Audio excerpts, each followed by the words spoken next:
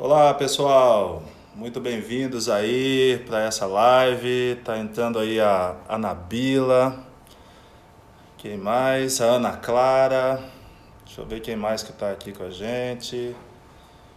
O Elton, a Tati Capelletti também. Deixa eu ver quem mais. A Tati. Olá, Tati. Marcos Padovani também entrou. Que legal, que bom ter vocês aí, gente. Legal, viu? Tô aí dando um tempinho pro pessoal entrar na live, né?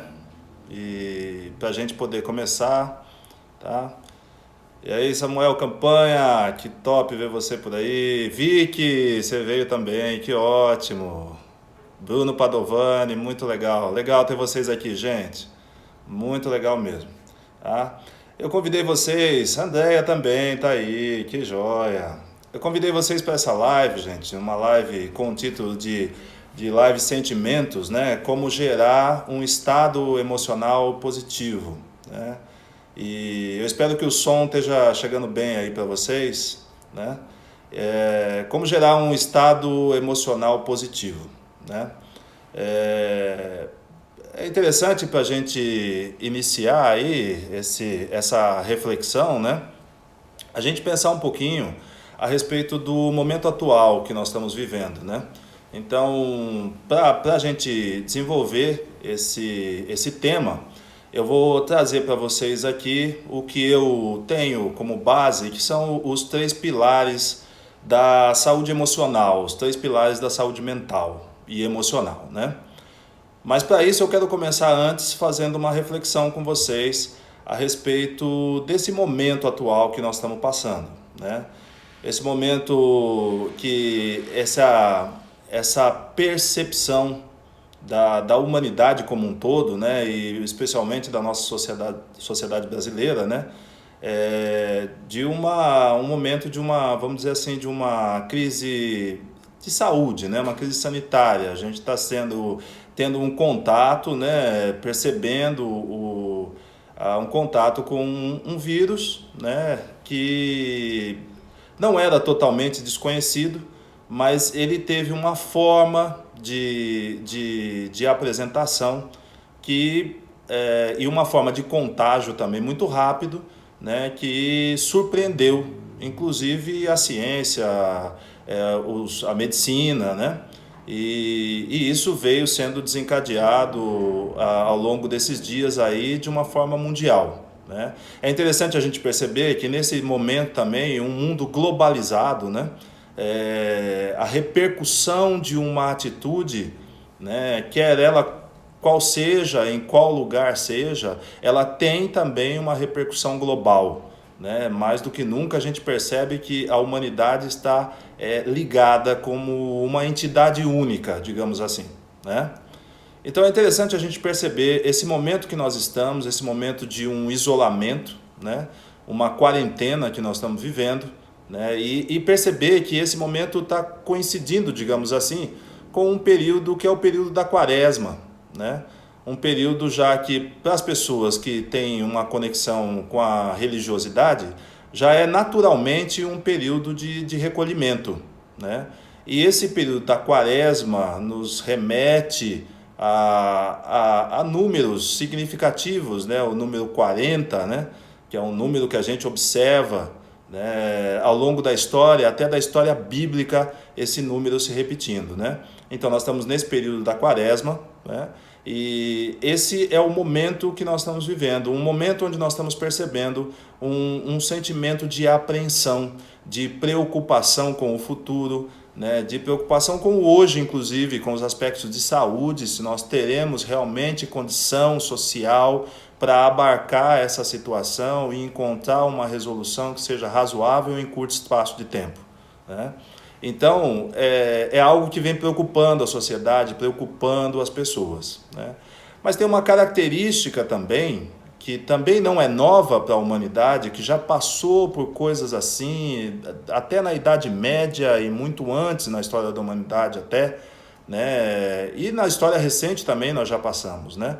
Mas tem de ser acometido, a sociedade ser acometida por uma nova praga, digamos assim, né? Um novo vírus que faz com que as pessoas reflitam e entrem num estado de um pouco maior preocupação, né?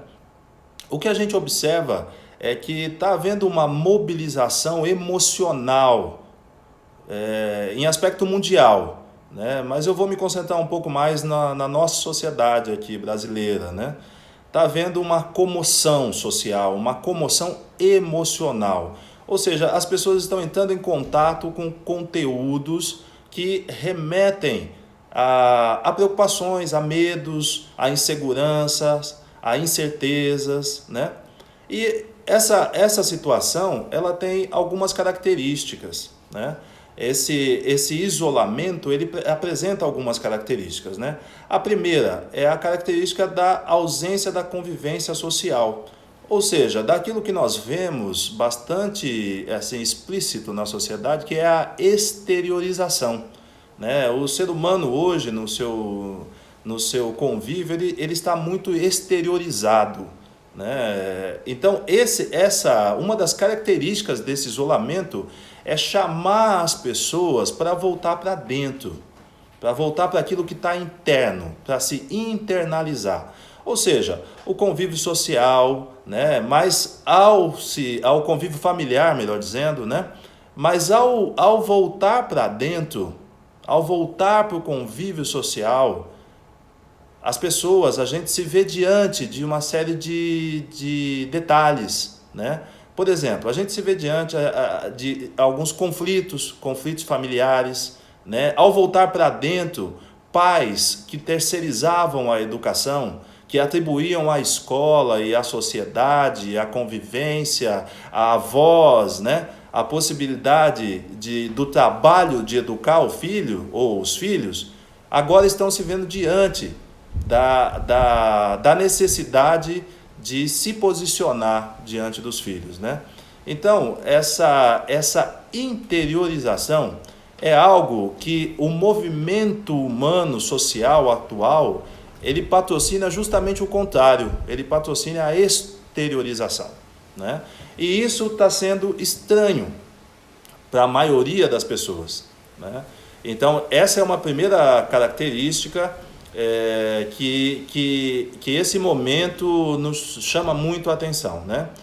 E esse voltar para dentro, né? Ou até dizendo essa exteriorização do ser humano, né? Em contrapartida com esse momento que chama para voltar para dentro, traz alguns impactos, né? Um maior impacto interno, um maior contato interno, esse é o primeiro impacto, o maior contato com as coisas que estão dentro de cada um. Então eu vou falar aqui de aspectos mais psicológicos, né?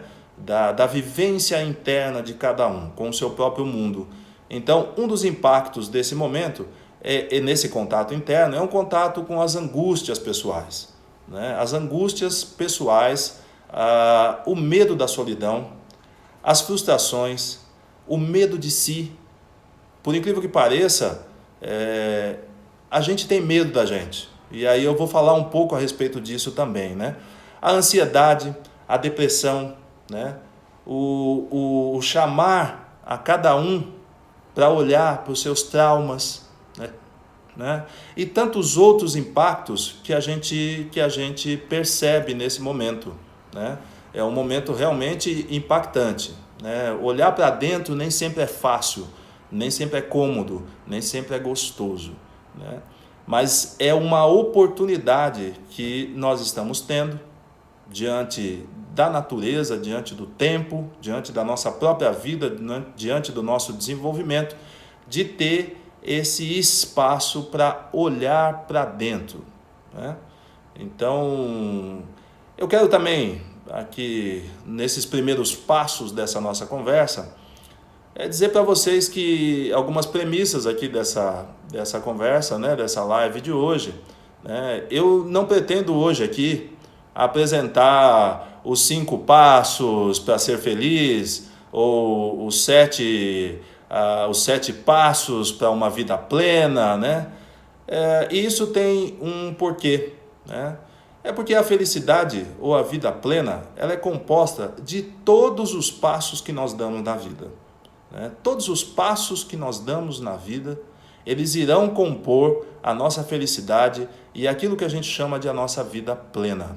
Ou seja, eu não me proponho aqui a trazer uma fórmula que dê solução às angústias. Eu quero trazer uma reflexão que pode sim nos colocar num outro lugar, nos colocar num lugar de agentes diante dessa situação e fazer uma leitura mais precisa do que está acontecendo, e essa leitura mais precisa pode mudar de sobremaneira a forma como nós encaramos esse momento.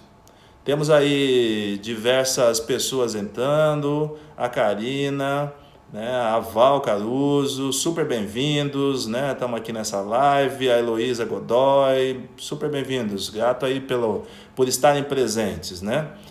Um outro detalhe também, uma outra premissa dessa live, é que eu não tenho a pretensão de apresentar uma verdade absoluta, né? Porque a realidade mostra que aquilo que a gente chama de verdade, ou até a realidade, ela tem muitas formas de se olhar para ela, né? Então eu não me proponho aqui a apresentar uma verdade absoluta, e sim uma proposta de reflexão, né? E se em algum momento alguma palavra, algum conceito não fizer sentido para você, descarte-os. Fique simplesmente com a minha intenção positiva de estar com vocês e buscar uma forma de auxiliar, de contribuir, né? Como eu disse, pensar num estado emocional, num bom estado emocional nesse período, né? A saúde mental, a saúde emocional, ela está apoiada em um tripé, né? Que eu denomino como um tripé que composto pela qualidade dos nossos sentimentos, a qualidade dos nossos pensamentos e os nossos hábitos.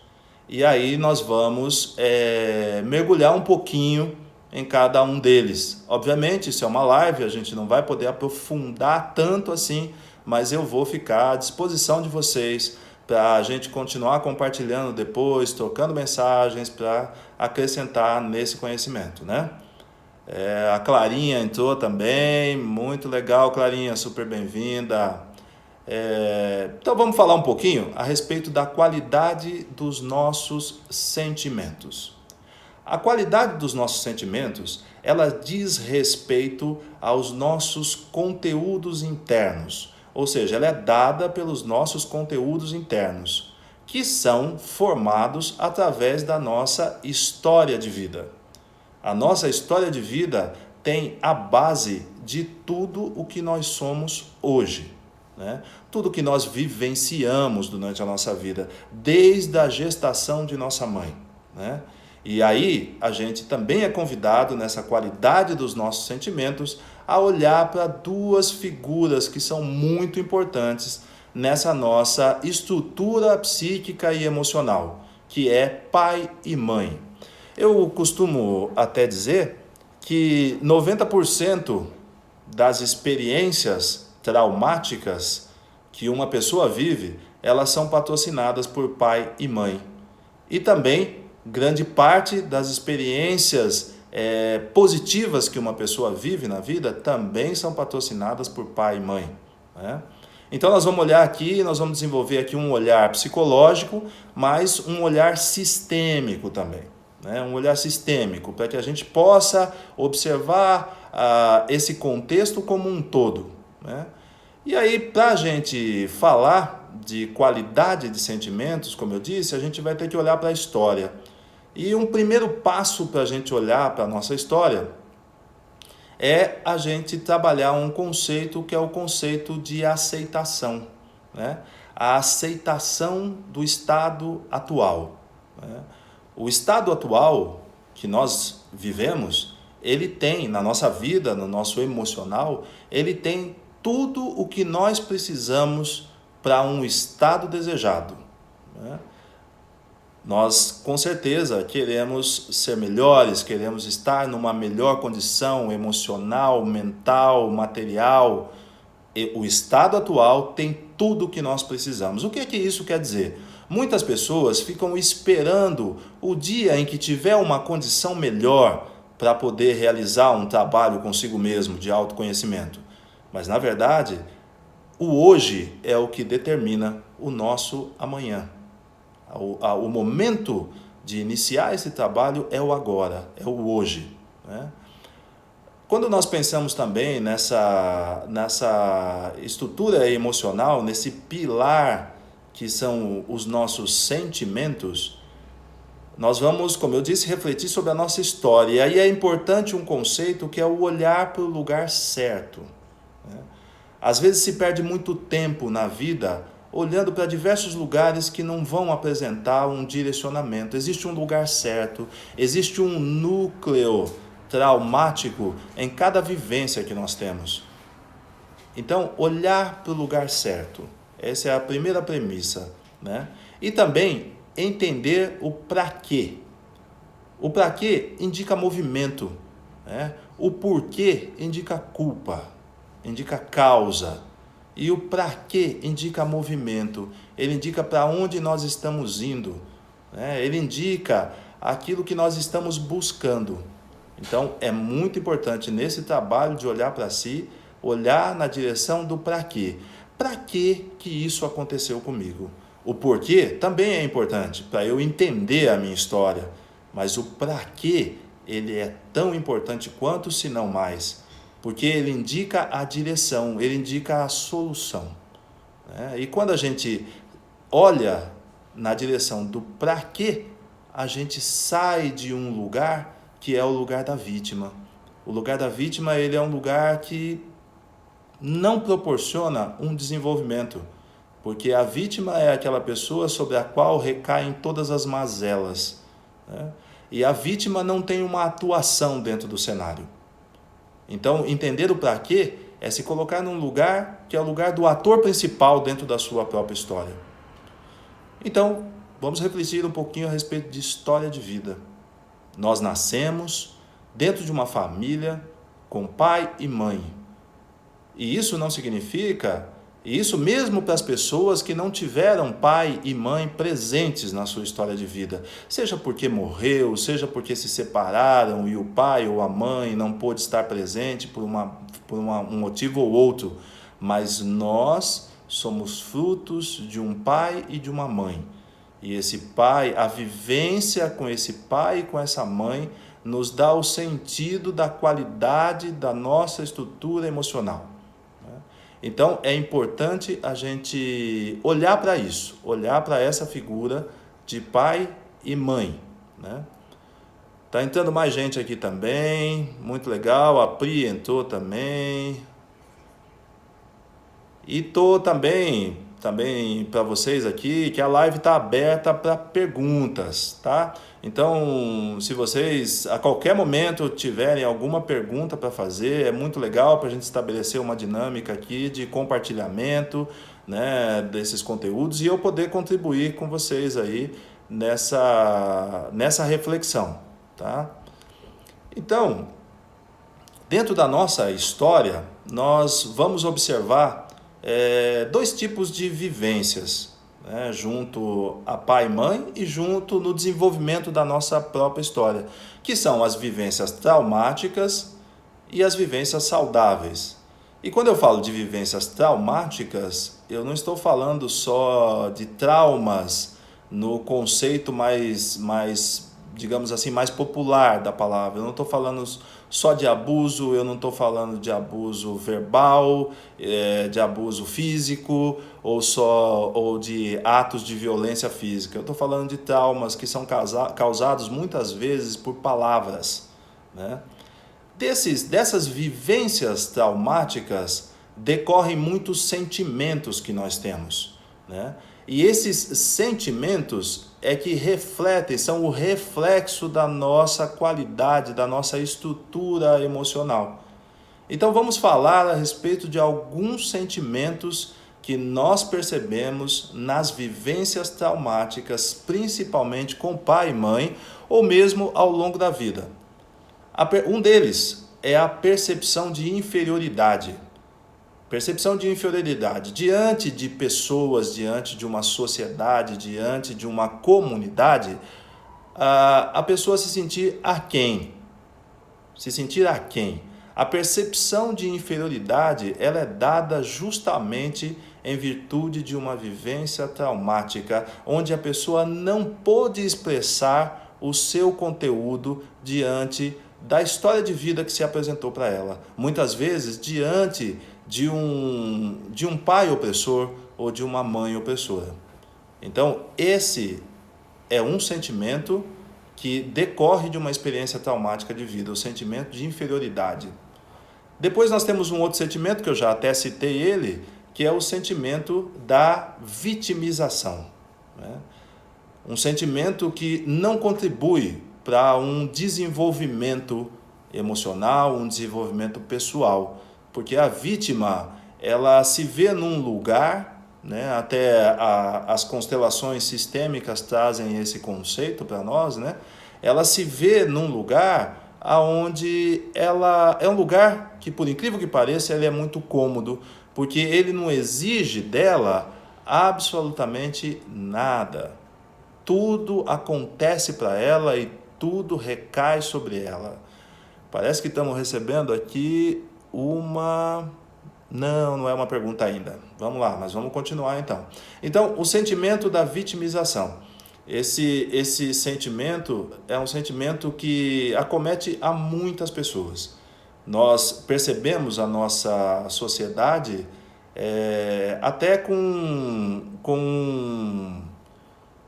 essa desestruturação da composição familiar, da estrutura familiar.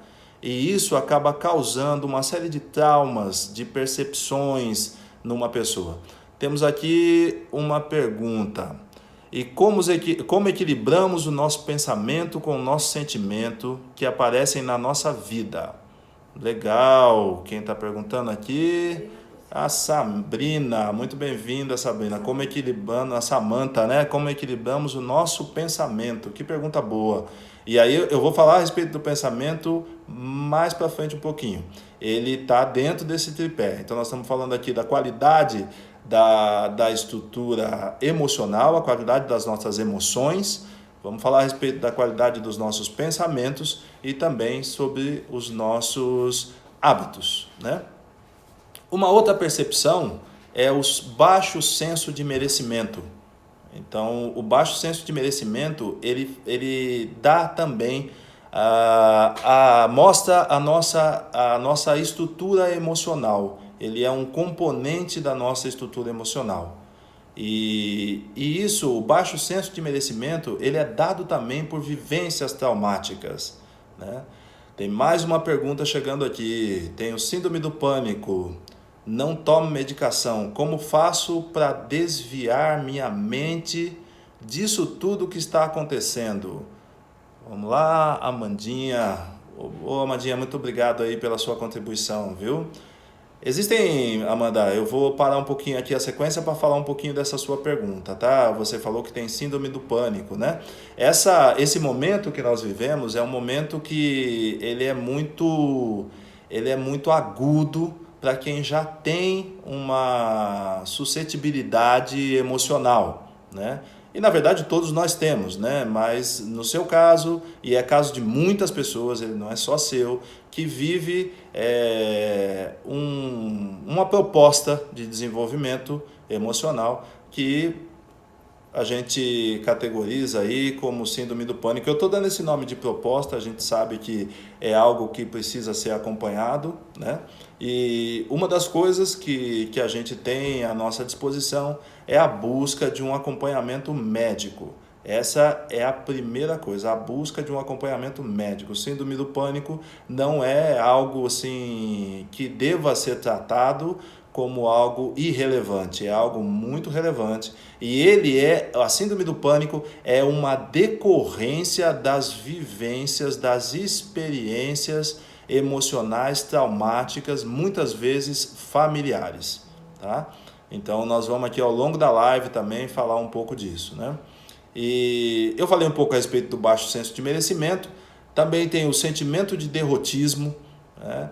Quantas vezes as pessoas diante de desafios na vida, antes de começarem alguma coisa, algum projeto, alguma busca de melhoria, já percebem que não vai dar certo. Esse é um sentimento de derrotismo. Esse sentimento de derrotismo, ele está intrinsecamente ligado com a história da pessoa. É aquele olhar do não vai dar certo, né? Então, isso é patrocinado por vivências traumáticas, né? É uma ausência na crença sobre si mesmo, esse sentimento de derrotismo. Então, eu estou aqui elencando alguns sentimentos patrocinados pela vivência traumática, né? O sentimento de derrotismo é um deles. O sentimento de incapacidade diante de um desafio, diante de uma dificuldade. Esse também nos acomete em alguns momentos da vida e algumas pessoas de uma forma muito evidente. Ela se sente incapaz, né, de resolver determinada coisa. E é muito interessante perceber que a gente observa na sociedade muitos gurus surgindo, né, com fórmulas prontas de resolução das coisas e dos dilemas pessoais, emocionais ou até mesmo de desenvolvimento humano, né? E na verdade, essas fórmulas prontas, elas não têm eficácia, porque cada pessoa é um mundo emocional singular. O que dá certo para uma pode não dar certo para outra. Então, na verdade, o sentimento da incapacidade, ele nos leva a buscar uma solução externa, ou seja, buscar que alguém nos apresente uma solução. Ou até sendo mais direto, buscar que alguém resolva o nosso problema. E na verdade, só nós mesmos que convivemos conosco desde o nascimento é que podemos encontrar uma solução para as demandas emocionais e pessoais de cada um. Temos aí mais uma pergunta: como identificar uma vivência traumática? Excelente pergunta, Andréa Benetton, muito grato aí pela sua participação. Esse movimento que nós estamos vivendo, e é um movimento que o processo terapêutico também chama a cada um que se propõe a um processo terapêutico, é o movimento de olhar para dentro, ou seja, de não atribuir culpa ao que está fora. Na verdade, nem culpa existe, né? O que existe são essas vivências. Como olhar para as vivências traumáticas? Como eu disse, o primeiro passo de qualquer processo de autoconhecimento é a aceitação. Sim, isso aconteceu comigo. Esse é o primeiro passo para olhar, para identificar uma vivência traumática. A vivência traumática, ela não fica viva na consciência. O ser humano, ele tem uma estrutura psíquica formada pelo inconsciente, que é a base de toda a estrutura psíquica e emocional, e pelo consciente. Se a gente fosse aqui imaginar, a gente pode lembrar daquela figura do iceberg, né? Aquela ponta do iceberg que está para fora, aquele é o consciente.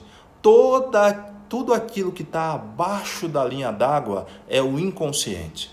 Ou seja, no inconsciente reside a maior parte do que nós somos e, na verdade, ele é inconsciente, ou seja, nós não fazemos nem ideia dos conteúdos que estão ali. E qual é o grande trabalho? Opa, voltou a conexão. Qual é o grande trabalho do autoconhecimento e do desenvolvimento? É o trabalho de mergulhar no inconsciente para entender, para conhecer, para trazer para a consciência os conteúdos que estão lá. E como é que esses conteúdos foram parar no inconsciente? Todas as vivências traumáticas, as vivências dolorosas que nós tivemos desde a mais tenra infância, elas ficam residindo em nós, elas são depositadas nesse inconsciente, né? E o processo de desenvolvimento da psique, desenvolvimento emocional, é justamente o processo de entrar em contato com os conteúdos do inconsciente, trazer para a luz da consciência, para poder conversar com os traumas hoje. Ou seja, tornar os conteúdos inconscientes, trazê-los para a consciência. E aí é preciso a gente fazer esse mergulho dentro de si, para olhar para si, para a própria história, olhar e realmente enxergar o que aconteceu. O primeiro passo é a aceitação. Então, realmente, isso aconteceu comigo. Foi difícil, foi duro, foi traumático, foi doloroso, mas aconteceu. Essa é a minha história. Vamos lá, temos mais uma pergunta aqui. Deixa eu ver como é que eu rolo. É possível pais recuperarem a autoridade diante de filhos que foram criados sem limite? Ô Isabela, muito obrigado pela sua participação, super bem-vinda também na live. Sim, é possível pais recuperarem a autoridade, sim, é possível. Esse momento que nós estamos vivendo, onde os pais voltaram para o lar, deixaram aquela vida externa do trabalho, dos estudos, e estão tendo um contato direto com os filhos. E aí o sentimento muitas vezes que eu tenho percebido dos pais de desespero de não saber gerenciar uma rotina diária de contato, diário intenso com os filhos, mostra exatamente isso, né? Uma perda do contato familiar, uma perda do contato materno e paterno. O mundo moderno patrocina isso. Mães e pais exteriorizados, por muitas vezes trabalhando fora por necessidade, mas o trabalhar fora não é um pressuposto para desconexão familiar. E quando há uma desconexão familiar, a desconexão entre pais e filhos, quando pais não assumem a responsabilidade pela educação dos seus próprios filhos e terceirizam isso, eles perdem a autoridade diante dos filhos. A autoridade legítima não a imposta, mas a reconhecida pelo filho. A autoridade que é dada pelo amor. A autoridade que é dada pela presença constante. A autoridade que é dada pela amizade que é desenvolvida entre pais e filhos. Então, é muito importante esse trabalho de recuperação da estrutura familiar, do lugar de cada coisa dentro da família, do lugar do pai, do lugar da mãe, e que cada um, isso é sistêmico, que cada coisa esteja no seu lugar.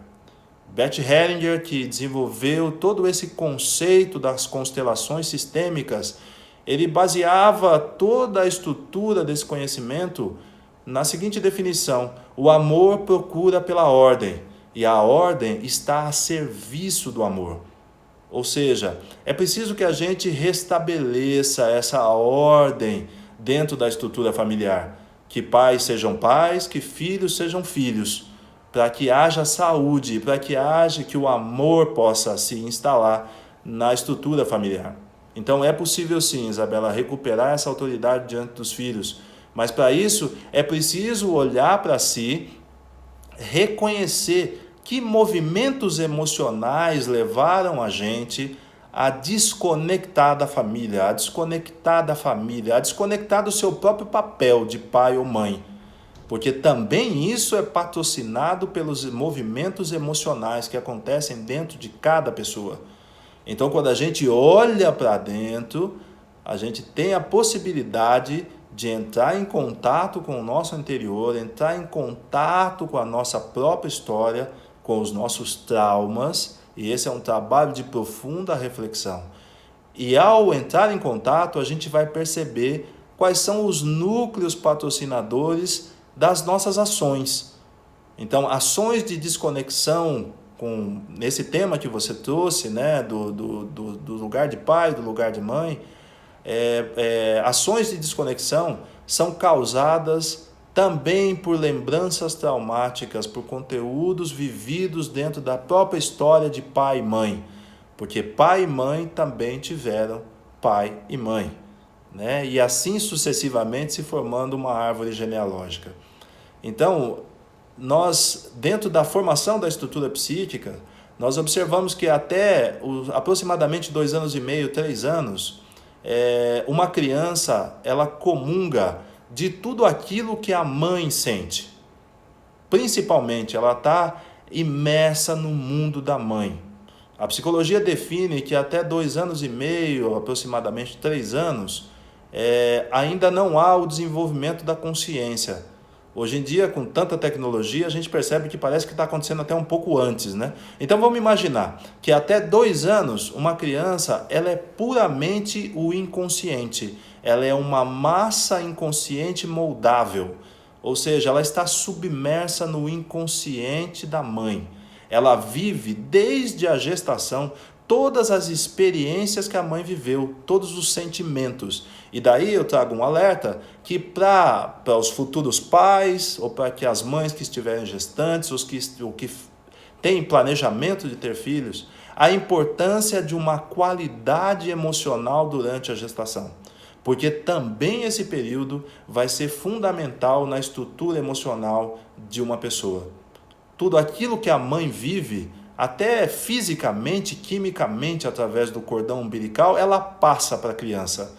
Então, emocionalmente, acontece a mesma coisa. É como se existisse um cordão umbilical emocional, que dura até 2 ou 3 anos de idade, nessa média, né?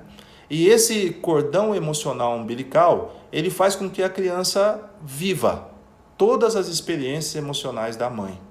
E se a gente projetar isso olhando para trás, para a árvore genealógica, nós vamos perceber que esse nosso conteúdo inconsciente, que tem como base o inconsciente da nossa mãe, que por sua vez tem como base o inconsciente da nossa avó, que por sua vez tem como base o inconsciente da nossa bisavó, nós vamos perceber que dentro de nós existem conteúdos que não necessariamente são só nossos. Eles são conteúdos que estão presentes no inconsciente coletivo familiar. E muitos também estão presentes no inconsciente coletivo da humanidade. E daí decorre toda essa percepção de uma... Eu vou dar esse nome, né, para vocês perceberem o que eu quero dizer, dessa histeria coletiva que a gente percebe hoje decorrente dessa crise sanitária que a gente está vivendo, que é patrocinada pelo Covid-19. Né? Ele é um vírus importante, sim, mas a forma como ele está tocando o emocional das pessoas denota o que nós na psicologia chamamos de uma histeria coletiva.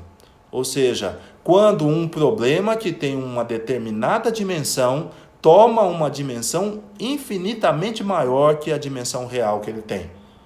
Porque muitos outros vírus foram enfrentados com posturas mais sóbrias. E a gente percebe que esse momento está nos colocando em contato com o inconsciente coletivo da humanidade. Haja visto que toda a humanidade está vivendo isso.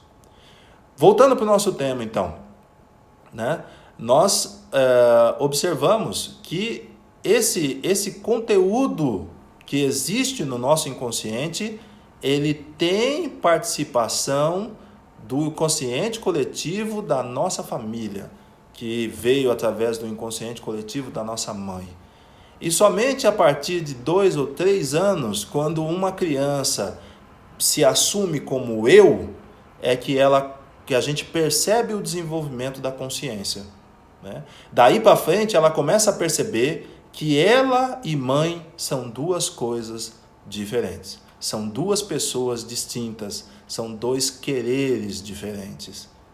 Então ela começa a se assumir. Daí para frente, mesmo que todas as experiências ainda da infância, da adolescência, a maioria delas sejam vividas ali com pai e mãe, mas aí ela já começa a se perceber como um ser individual.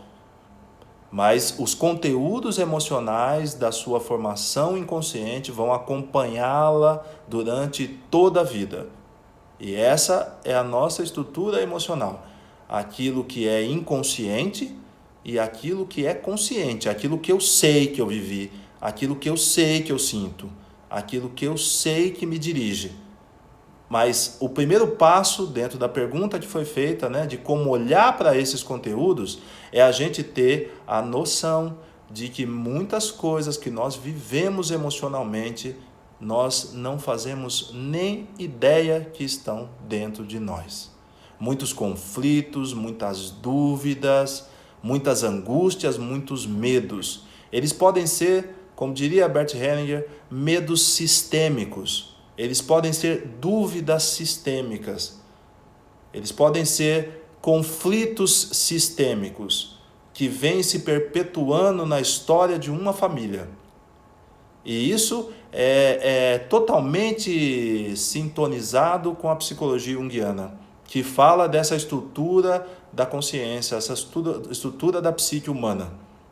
O inconsciente coletivo, o inconsciente individual, o inconsciente pessoal é onde reside a maior parte da nossa história. E que parte é essa? Aquela parte que nós não gostamos, aquela parte que nos machucou, aquela parte que nos dói e que nós não queremos olhar para ela porque ela nos incomoda. Tudo aquilo que nos incomoda, ele é colocado nesse lugar do inconsciente pessoal. E ele fica lá. Não é incomum pessoas que viveram experiências traumáticas muitas vezes nem se lembrarem daquela experiência. Por exemplo, pessoas que viveram abusos de qualquer ordem não se lembrarem daquele abuso.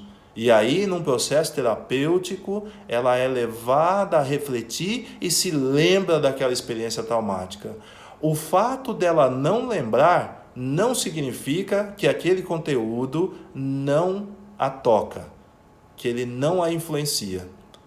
Muito pelo contrário, quando um conteúdo é puramente inconsciente, ele tem uma força muito maior. Ele se transforma no inconsciente como aquilo que nós chamamos de sombra do inconsciente.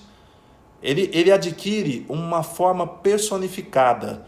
Ele é como se fosse um outro eu dentro da pessoa que tem uma vida parcialmente autônoma. E quanto maior a desconexão, maior a autonomia do conteúdo inconsciente. E aí ele age de uma forma que é muito prejudicial, muitas vezes. Ele age como sabotador. Ou seja, tudo que um conteúdo inconsciente, um conteúdo traumático pede para nós, é para ter existência, é para ser olhado, para ser visto, e para ser trazido para a consciência e integralizado à consciência. É como se a pessoa tivesse dividida em duas, aquela parte que ela gosta nela mesma e aquela parte que ela não gosta. E é como se ela fizesse uma opção de viver só com a parte que ela gosta. Ou seja, vai viver pela metade. E vivendo pela metade, corresponde a se realizar pela metade. Se corresponde a ser feliz pela metade, corresponde a ser próspero pela metade. Então, os conteúdos do inconsciente, eles pedem existência, eles pedem integralização à consciência, porque o ser, ele é um todo, ele é aquilo que não foi bom, mas ele é aquilo que foi bom também. E quando nós conseguimos integralizar na consciência um conteúdo traumático, nós percebemos que a proposta dele, na verdade, não é nos sabotar.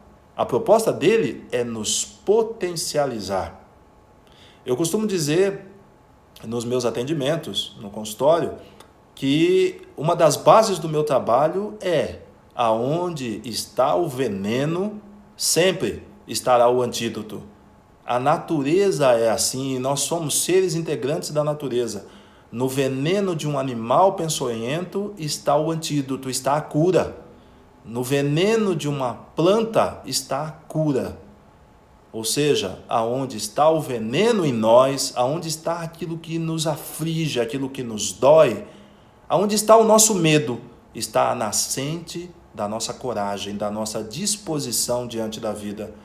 Aonde está aquilo que tira a nossa força, está também a nascente de toda a força emocional que nós precisamos diante da vida.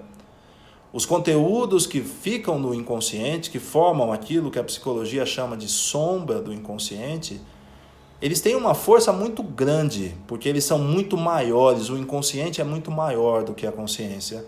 E muitas vezes uma pessoa não consegue levar a vida à frente, não consegue ter sucesso, não consegue ter êxito, às vezes não consegue tocar uma família, manter uma boa relação familiar, porque ela gasta muito tempo e muita energia emocional para conter os conteúdos do inconsciente.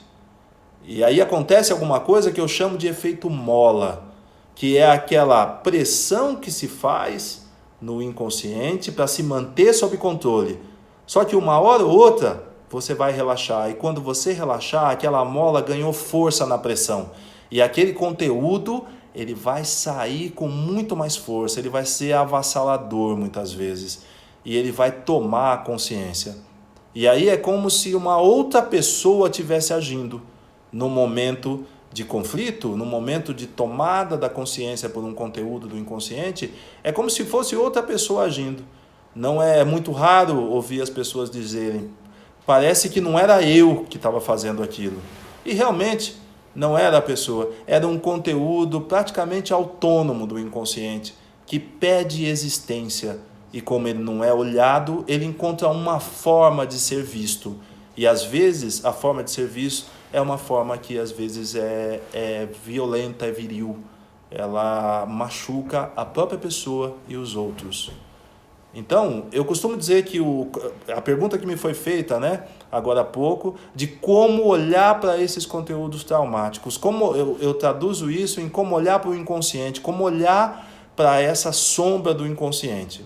Eu costumo ilustrar isso como a simbologia, e simbolizar é uma das formas da gente entender os conteúdos emocionais, uma simbologia que é como criar um cachorro bravo, como criar um Rottweiler ou um Pitbull, um cachorro de natureza brava, de natureza hostil.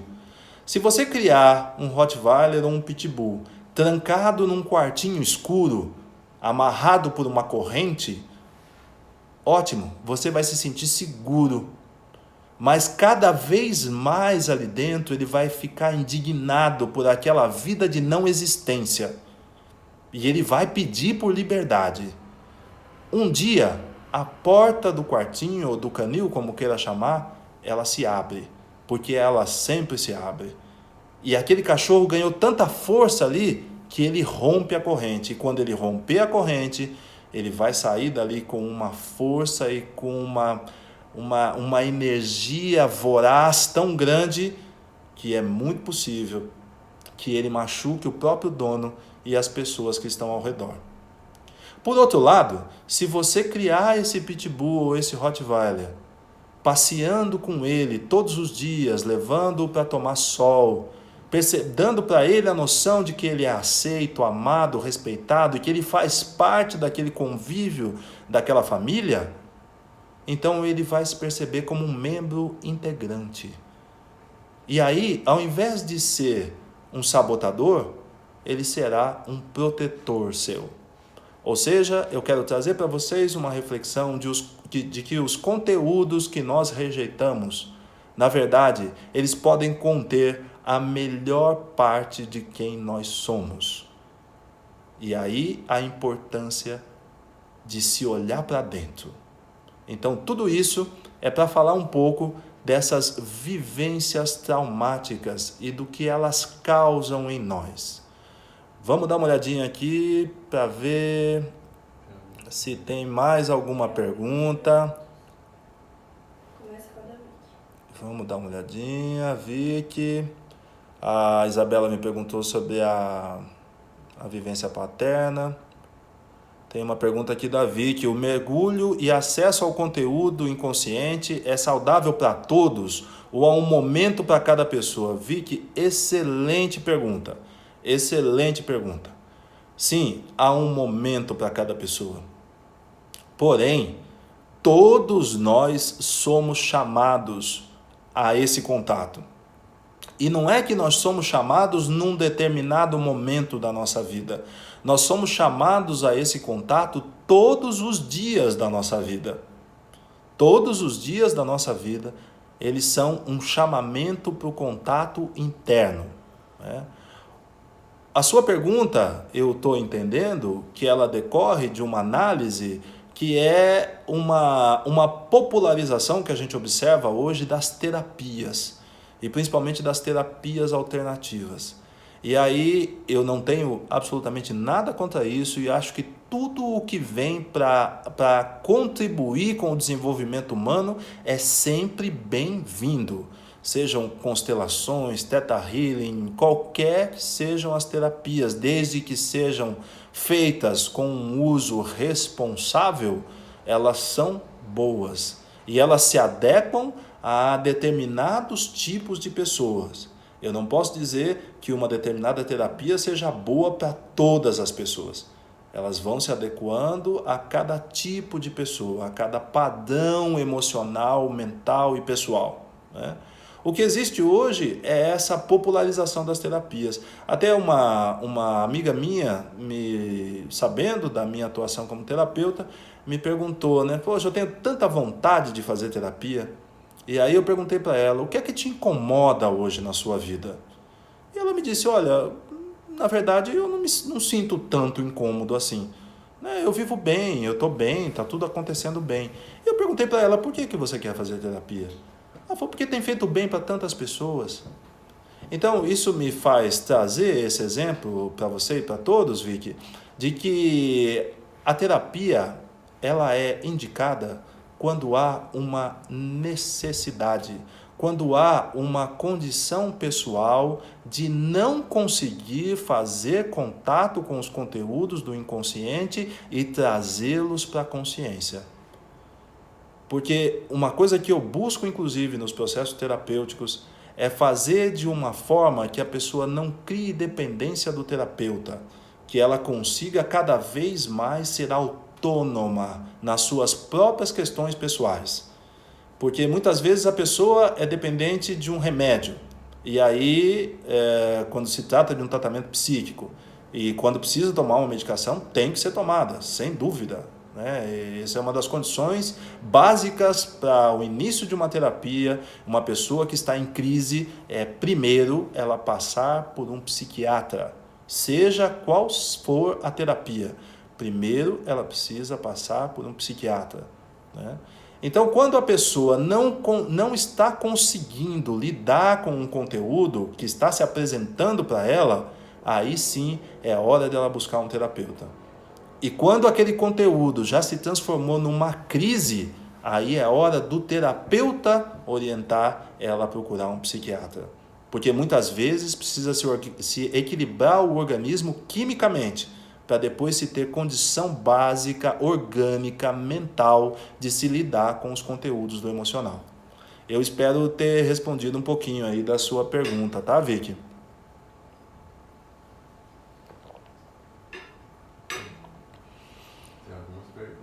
Vamos dar uma olhadinha, parece que a gente tem mais perguntas aqui. Problemas, uma pergunta, vamos lá, problemas em estabelecer novos laços emocionais devidos a problemas do passado. Como restaurar essa vontade? Uma pergunta muito boa, é uma pergunta acho que do Rodolfo, se eu não me engano, e não está dando para reconhecer o nome aqui no nickname aqui. Então, não se consegue estabelecer laços emocionais devido a problemas, a traumas do passado. Olha, Rodolfo, o que eu posso te dizer dentro dessa linha, dessa abordagem que a gente está fazendo nessa reflexão de hoje, é que você busque um apoio terapêutico, porque essa é a condição que eu vinha ilustrando agora há pouco para a Vicky, de um momento de se procurar um apoio terapêutico.